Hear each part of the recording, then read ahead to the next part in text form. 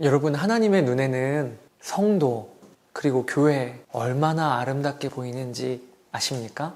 요한계시록 21장 한번 살펴보도록 하겠습니다.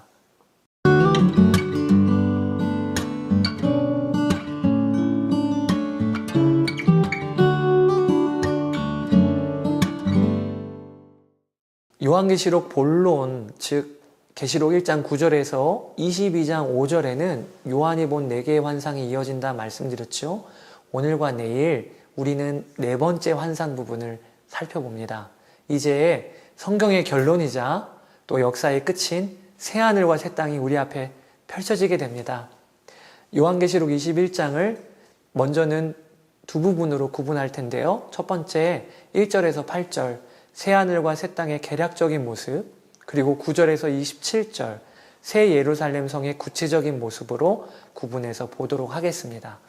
요한은 새하늘과 새 땅을 봅니다. 그런데 이 새하늘과 새 땅은 어떤 곳일까요? 우리가 지금 발 딛고 있는 땅, 또 하늘과 어떤 관계일까요? 성경은 우선 이전의 하늘과 이전의 땅이 사라지고 바다도 없어졌다고 1절에 기록합니다. 여기 이전의 하늘과 땅은 지금 우리가 살고 있는 세상을 말하는 것이지요. 여러분, 세상은 사라집니다. 바다도 없어집니다. 그럼 여러분, 이 말씀은 마지막엔 결국 기존의 모든 것이 없어진다는 의미일까요? 그렇지 않습니다. 새하늘과 새 땅은요, 기존 하늘과 땅이 없어지고 어디 우주로부터 전혀 다른 세계가 임한다, 이런 의미의 새하늘과 새 땅이 아니고요. 오늘 본문 5절에 보면 새하늘과 새 땅에 대하여 우리에게 알게 해주는 말씀이 등장해요. 보아라, 내가 모든 것을 새롭게 한다. 이 5절에 하나님은 새하늘과 새 땅은 지금 있는 세상을 버리고 전혀 다른 것을 만든 것이 아니라 모든 것을 새롭게 한 것이라고 말씀하십니다.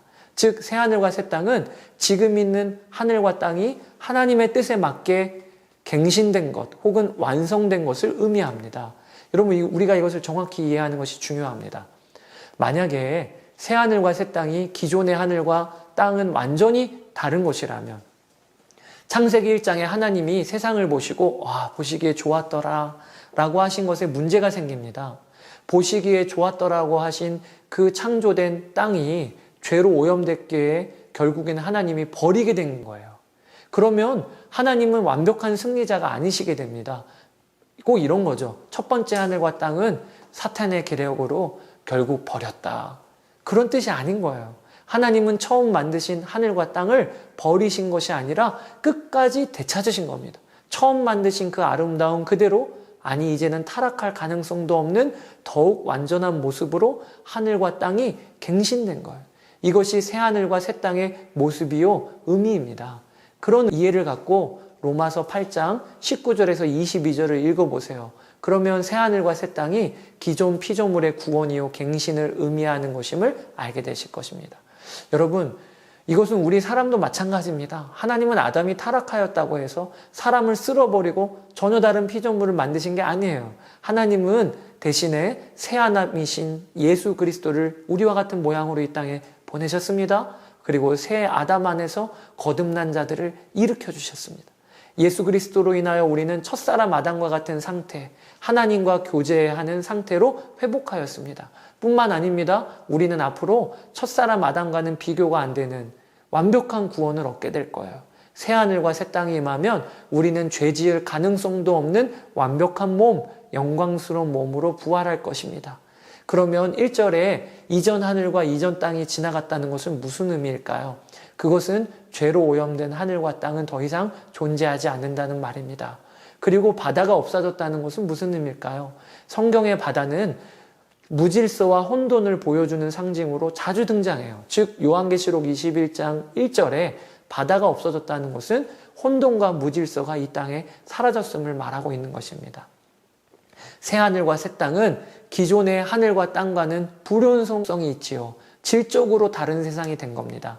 피조물이 불완전함에서 완전함을 덧입었습니다. 그러나 동시에 새하늘과 새 땅은 기존의 하늘과 땅의 연속성 가운데 있습니다. 즉 우리가 보는 아름다운 지금 세상은요, 사라지는 것이 아니라 더 완벽하게 될 것이라는 거예요. 이사야서 11장 6절에서 9절을 그런 점에서 읽어보세요.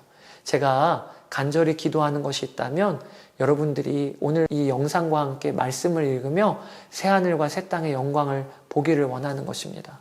저는 새하늘과 새 땅을 생각하면 흥분이 돼요.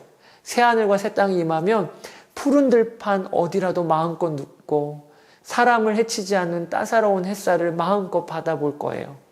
여기저기 핀 꽃을 하나하나 자세히 살피며 그 속에 담긴 하나님의 지혜를 온전히 이해하고 그것을 찬양하는 날이 올 것임을 저는 꿈꿉니다. 모든 동식물 안에 담긴 하나님의 끝없는 지혜에 감탄하는 상상을 해봐요. 그러면 여러분, 이 새하늘과 새 땅엔 과연 누가 살게 될까요? 당연히 구원받은 성도이지요.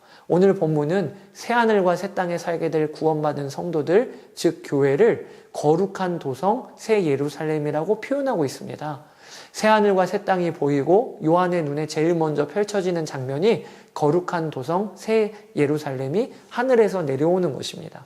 그런데 하나님께로부터 내려오는 새 예루살렘의 모습이 어떤가? 요한의 눈에 남편을 위하여 단장한 신부 같다 표현됩니다.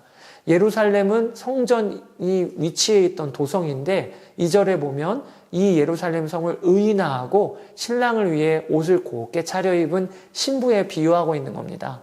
또 9절에서 10절에 이르면 성경은 거룩한 도성 새 예루살렘을 어린 양의 신부라고 분명히 알려주십니다.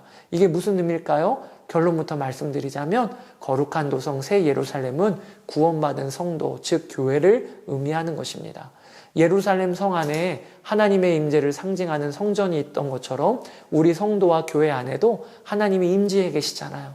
그러므로 성경은 성도를 향해 너희는 하나님의 성전이라고 하고 계시지요. 이런 이해를 바탕으로 보면 하늘에서 내려오는 새 예루살렘, 어린 양의 신부인 새 예루살렘은 바로 성도요 교회라고 이해하는데 어려움이 없으실 겁니다. 요한계시록 21장은 새 하늘과 새 땅을 언급하며 시작했습니다. 그리고는 새 하늘과 새 땅에 대해 제일 먼저는 거룩한 도성 새 예루살렘이 신부처럼 단장하여 내려오는 장면을 그리고 있습니다. 이 구조를 주목해 봐야 돼요. 저는 요한계시록 21장에 우리에게 한 가지를 강조하여 알려주고 있는 것이 있다 싶습니다. 새 하늘과 새 땅은 피조물이 완벽하게 회복되어 그 아름다움이 상상할 수도 없을 것입니다. 그러니까 새 하늘과 새 땅이 영광스러운 것이냐? 그게 아니라는 거예요.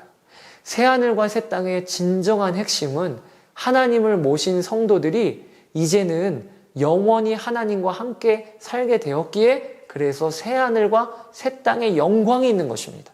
사랑하는 여러분, 하나님은 이 세상을 만드실 때 당신의 형상을 닮은 사람을 창조하시기 위하여 5일째까지 모든 것을 정성껏 만드셨어요. 하나님이 만드신 피조물 하나하나가 그 안에 있는 하나님의 지혜와 능력이 말할 수 없이 담겨 있고 완벽하지만 하나님은요, 한 사람 아담을 지으시기 전까지는 결코 만족하시거나 쉴 수 없으셨습니다.